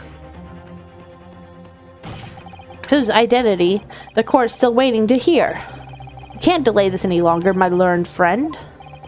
Who is this alleged third intruder? Double check my people. The only person I have possible is Mr. Benedict. Mr. Egg Benedict here. He wanted that disc, and if he was the one who got shot, he was also trying to get that disc away. So there is green on both of those. So we're gonna go with him. Because he was not a good guy. Take that! We're gonna go with him. The man's name is Egbert Benedict. Egbert Benedict? Who on earth are you talking about, Counsel? He paid a visit to Windy Pink's pawnbrokery on the afternoon before the incident took place. When the accused attempted to deceive the pawnbroker into releasing this article into a procession. That's right. The man identified by the defense, Mr. Egbert Benedict, then attempted to take the article from the defendant by force. Broker. Yes, sir. I believe this filthy pocket thief has just redeemed an article from you, no? Yes, the article in question belongs to me. I demand for it to be returned at once. Now that's a lie. What are you trying to pull? Give me back my overcoat, you wastrel. And needless to say, any music box discs too. Inspector Gregson was there at the time and can attest to what happened. In the end, it was the inspector himself who took the disc.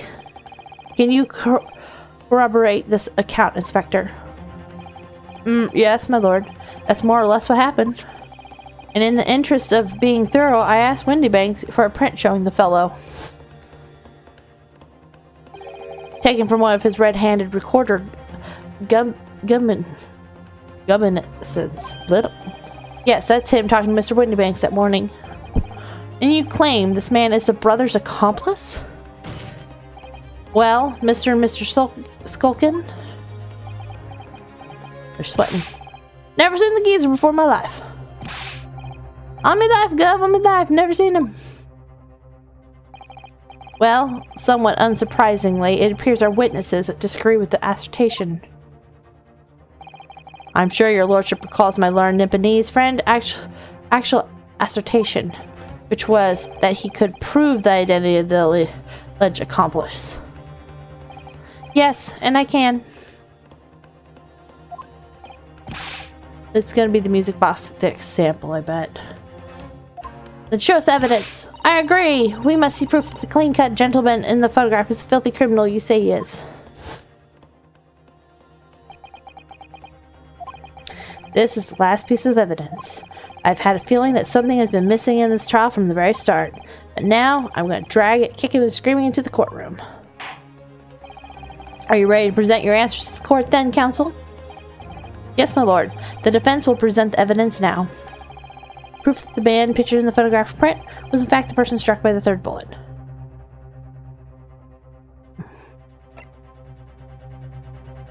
Take that! The proof is right here in the portfolio. Good gracious, counsel, does the portfolio contain the answers to every question posed? I only have 4 pictures, sir. I see you share my interest in the colored liquids, my Nipponese friend, but... Enough! The court demands to see further evidence. Which blood sample proves the man you identified was the one shot by the third bullet at the scene of the crime? This one. More green. As I mentioned before, on the afternoon of the day in question, the defendant attempted, deceitfully, admittedly, to reclaim the disc from Windybanks, which is when the aforementioned Egbert Benedict appeared on the scene, I believe. This man then attempted to purloin the article from the defendant's possessions, no? That's correct, my lord. I myself was present at the time. It was following this that a minor incident occurred. But of course, sir, here's the disc for you. Very well. Then I shall bid you farewell. Say goodbye to style. Wait a minute, that disc is mine. Ah, what do you think you're doing, you little tramp? You're drawing blood, you filthy animal. Being a music box disc, it had countless small but sharp metal protrusions over its surface. Those protrusions caused Mr. Benedict's finger to bleed. And the resulting smear of blood is still visible on the disc now. Goodness, a bloodstain it is. My assistant and I have just analyzed the bloodstain here, in this very courtroom. Using my trusty fog gun. Yes, and we added the results to this portfolio. I say, it's green. It's exactly the same color as the blood around the calendar. The evidence is conclusive. The man calling himself Mr. Egbert Benedict, who was in Windybanks earlier in the day, is the accomplice who was present at the scene of the crime that night. So there was someone else there? Look at those two brothers now. They're sweating buckets. Oi, who are you talking about? It's boiling in here. My lord, it is the opinion of the defense that Mr. Egbert Benedict should be summoned to the courtroom to testify. It would certainly seem that we can ill afford to ignore this gentleman's apparent presence. Objection. This has gone on long enough now. This flagrant ignorance of the mechanics of law. Sherlock Holmes, you say? Yes, I've heard the name. The protagonist in the series of short stories from a for the vulgar classes, a god of detection of some sort. Now you employ chemical substances devised by the fantastical persona in the highest court in the land? You expect us to take you seriously? Samples made by this plaything are not fit to be called evidence. So the bloodstains turned a shade of green. What of it? Here's to you successfully proving that no other blood in the world could turn the same color. Ah, well. I don't want to smell your boot. And pray, do you even think of suggesting that we should take Mr. Shum's word for it?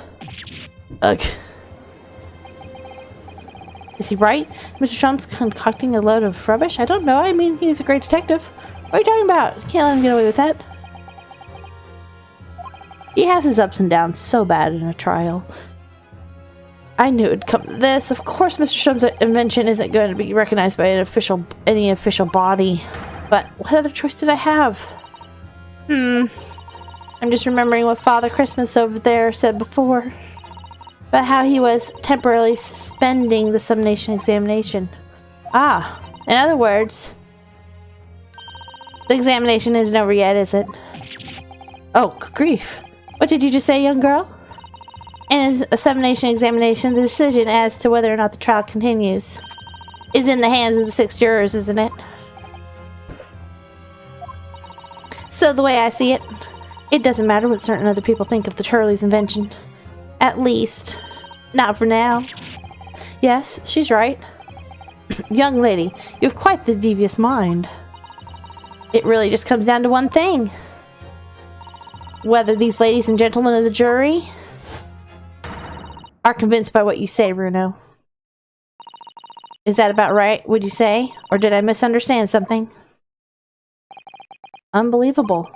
Mr. Shum's partner is a force to be reckoned with. Iris Wilson, sharpshooter. After the shrewd precise of the situation from an entirely unexpected source, I must be acknowledged that the previous summation examination is yet to reach its conclusion. This is absurd. Ladies and gentlemen of the jury, the court now looks to you for the final learning in the matter. As proud citizens of Her Majesty's Britain, I'm sure you will come to a fair and just conclusion. So then, state your final decision in turn, please. Not guilty. Not guilty. Not guilty. Guilty. Guilty. Split. Oh no, not quite. He used his head again. Okay, so we got one in favor. We're one more in favor. Or two in favor. 2 called guilty and 4 called not guilty. Such is the outcome of the summation examination. My lord, with all due respect, this is an outrage. The prosecution refuses to accept this decision. On what grounds?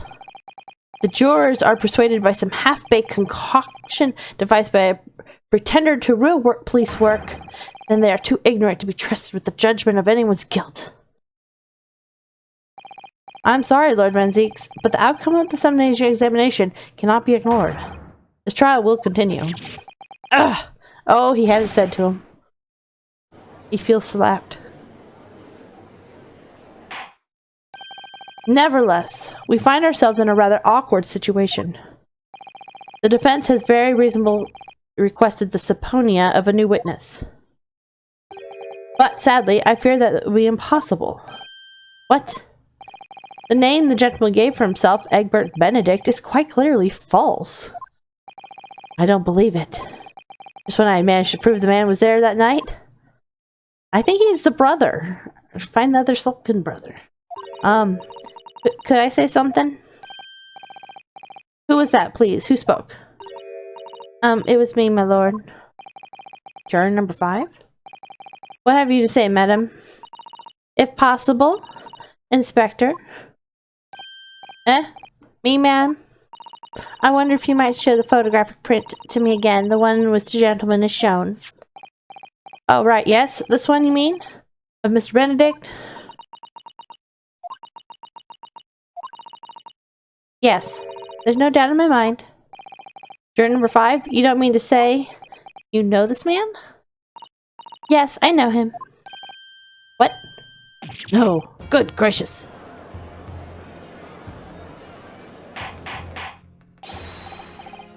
Order, order, order! Juror number 5, how on earth? I am a communications officer, stop. As we can clearly see, the gentleman in the photograph is, stop. A communications officer, stop. He works in my office, stop. Very talented operator, in fact, stop. He should be in the communication station now, stop. Tapping away at the telegraph, stop. This doesn't seem right somehow. I can't put my finger on it. Why? But it doesn't feel right. I suppose we all imagined the accomplice would be some sort of hardened criminal. It's a bit unexpected to find out he has a respectable job by day, whatever he gets up to at night. Yes, I suppose that is. I suppose that's why I felt something was wrong. If the gentleman is at London's communication station, we should be able to subpoena him within the hour. Lord Venziques, if you please. Yes, my lord. He looks so defeated. Make the necessary arrangements with all haste. As your lordship bids. The court will recess for 1 hour. Then the new witness arrives. We shall reconvene to hear the gentleman's testimony. Inspector Gregson. Yes, my lord. I should like to hear from you specifically about events at the pawnbroking on the day in question. Come to my chambers during the recess. Yes, sir, my lord. Very well. Court is adjourned until 1:40 p.m.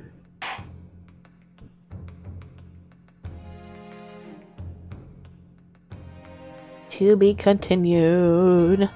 So quite a bit happened in that. We have proven Mr. Egg Benedict Man's there, and we get to talk to him next time. So that should be interesting. We'll get to figure out more about... There's just so much to... everything with Mr. McGilden and everything. How does he know this guy? Why does he want his music boxes? What is even on it? There's just so many loose ends to tie up. But we will be probably figuring out a good chunk of those, I bet, next time. And I hope you enjoyed this. I have. I always loved this game. I will see you all next time in another episode of the Great Ace Attorney Chronicles. Bye, everyone.